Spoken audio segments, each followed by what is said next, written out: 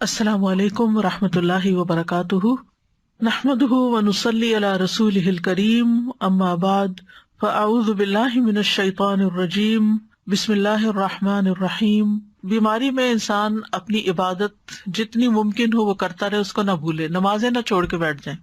اس میں ہم دیکھتے ہیں نبی صلی اللہ علیہ وسلم نے اپنی بیماری میں حکم دیا کہ حضرت ابوبکر لوگوں کو نماز پڑھائیں۔ جب وہ لوگوں کو نماز پڑھانے لگے تو رسول اللہ صلی اللہ علیہ وسلم نے اس دوران ایک دفعہ اپنے آپ کو ذرا ہلکا محسوس کیا، اور اس وقت ابوبکر ابھی نماز پڑھا رہے تھے کہ آپ وہاں تشریف لے گئے۔ ابوبکر نے آپ کو دیکھا تو پیچھے ہٹنا چاہا، لیکن آپ نے اشارے سے ان کو اپنی جگہ پر رہنے کا حکم دیا۔ پھر آپ ابوبکر کے برابر ان کے پہلو میں بیٹھ گئے، تو ابوبکر رسول اللہ صلی اللہ علیہ وسلم کی اقتداء کر رہے تھے اور لوگ ابوبکر کی پیروی کر رہے تھے۔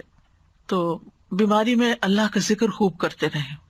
ایک بڑی خوبصورت حدیث ہے، یہ دعائیں ایپ میں نے یہ ڈلوا دی ہوئی ہے، یہ ذکر بھی۔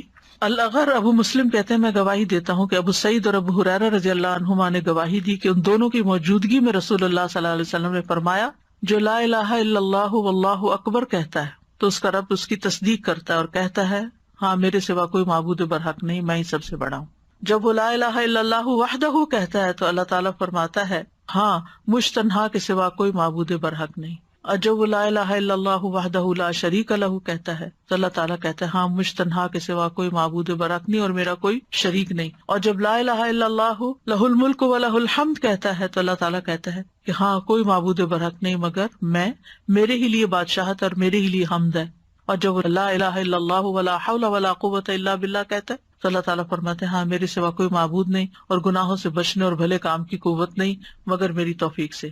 آپ فرماتے تھے، جو کوئی ان کلمات کو اپنی بیماری کی حالت میں کہے اور مر جائے تو اسے آگ نہیں کھائے گی۔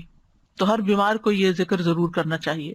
رسول اللہ صلی اللہ علیہ وسلم نے فرمایا، جس نے یہ 5 کلمات کسی دن یا رات یا کسی مہینے میں پڑھے پھر اس میں وہ فوت ہو گیا تو اس کے گناہ معاف کر دیے جائیں گے۔ اور وہ کیا ہے؟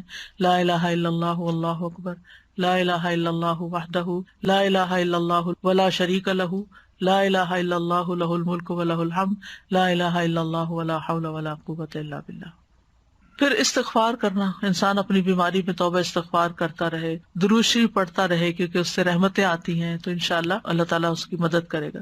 پھر یہ ہے کہ بیماری کا علاج ضرور کروائے، یعنی مایوس ہو کے چھوڑ نہ دے کہ یہ لا علاج بیماری ہے تو فائدہ نہیں، یعنی جس طرح کا بھی ممکن ہو علاج کروائے، کیونکہ نبی صلی اللہ علیہ وسلم نے فرمایا، اے اللہ کے بندو علاج کیا کرو، کیونکہ اللہ تعالیٰ نے جو بیماری بھی اتاری ہے اس کے ساتھ اس کی شفا بھی نازل کی ہے، سوائے موت اور بڑھاپے کے، یعنی کوئی بیماری بھی لا علاج نہیں۔ آپ فرما رہی ہیں نا کہ علاج کرنا ضروری ہے، مگر کبھی کبھی کچھ ایسا حالات ہو جاتے ہیں کہ انسان کی اتنی اولڈ ایج ہوتی ہے اور اس کا علاج جو ہوتا ہے وہ اتنا ڈیفیکلٹ ہوتا ہے تو کوئی نہیں کروانا چاہتا، تو از دیٹ اوکے؟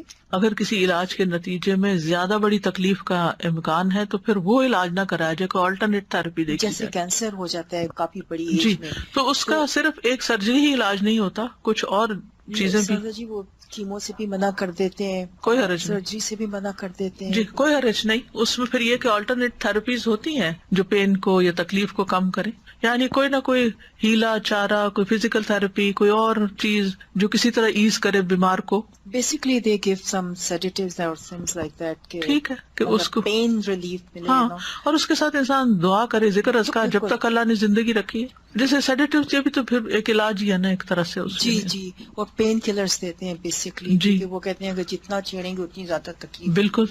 تو اللہ تعالیٰ نے کوئی بیماری ایسی نہیں پیدا کی کہ جس کا علاج پیدا نہ کیا ہو، علاج کرنا چاہیے، علاج کرتے رہنا چاہیے۔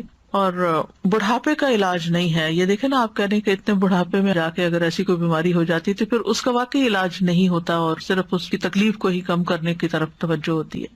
یہ تو نبی صلی اللہ علیہ وسلم نے خود بھی فرما دیا۔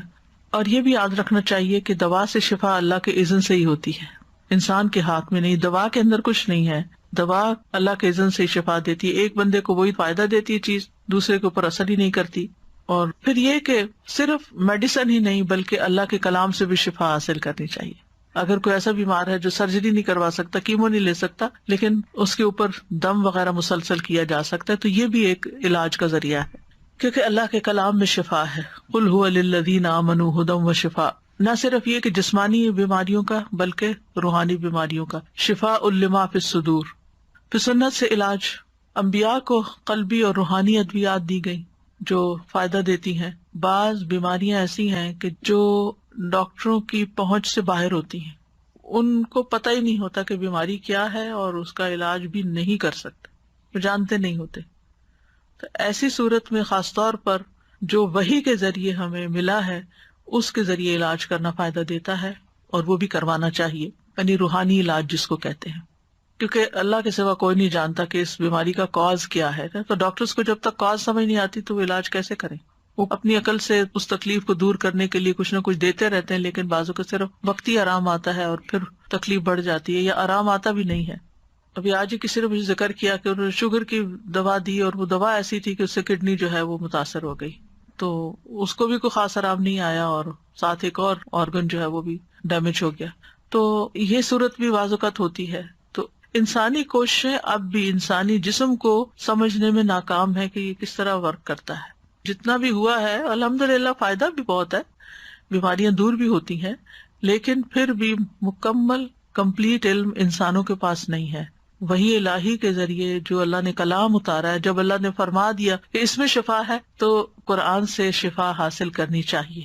کل مجھ سے کسی نے اپنا تجربہ شیئر کیا، 65+ ہیں وہ بھی ماشاءاللہ. تو وہ کہنے لگی کہ میں کسی دوا پر نہیں ہوں، مجھے کسی قسم کی دوا کی ضرورت نہیں ہوتی، نہ کوئی وٹامن نہ کچھ. میں نے کہا کیا راز ہے؟ کہتی کہ میں روزانہ کا جو قرآن پڑھتی ہوں ساتھ ہی پانی رکھ لیتی ہوں، اس پہ دم کرتی ہوں اور وہ روز پی لیتی ہوں، میری ساری چیزیں اسی سے ٹھیک ہوتی. سبحان اللہ، یقین کی بات ہے نا، یقین کی بات ہے. ورنہ آپ دیکھیں کہ جو جو عمر بڑھتی جاتی ہے دوائیوں کی تعداد بڑھتی جاتی ہے، ڈوز بڑھتی جاتی ہے، کیونکہ یہ یقین ہے کہ قرآن شفا ہے. اللہ تعالیٰ نے فرما دیا ہے کہ وَنُنَزِّلُ مِنَ الْقُرْآنِ مَا هُوَ شِفَاءٌ وَرَحْمَةٌ، شفا بھی ہے رحمت بھی ہے. اور پھر یہ کہ قرآن میں سے کہیں سے بھی پڑھ لیں، بعض تو اسپیسیفک آیات تجربے مشاہدے کی روشنی بتاتے ہیں وہ بھی ٹھیک ہے، لیکن ادروائز آپ کہیں سے بھی پڑھ لیں انشاءاللہ آپ کو شفا ہوگی.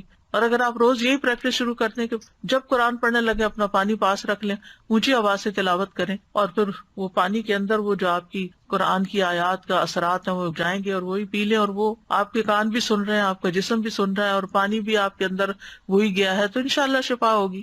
پھر اسی طرح حجامہ کرانا، کپنگ، کیونکہ نبی صلی اللہ علیہ وسلم نے اس کے بارے میں تلقین کی ہے. اور جب آپ معراج پر گئے تھے تو جس فرشتوں کے گروہ سے ملے تو انہوں نے یہ کہا کہ اپنی امت کو حجامہ کرانے کا حکم دیں، اور اس میں الحمدللہ بہت فائدہ بھی ہوتا ہے. کئی ایسی لا علاج بیماریاں جو کسی دوا سے نہیں جاتی وہ حجامہ سے چلی جاتی ہیں.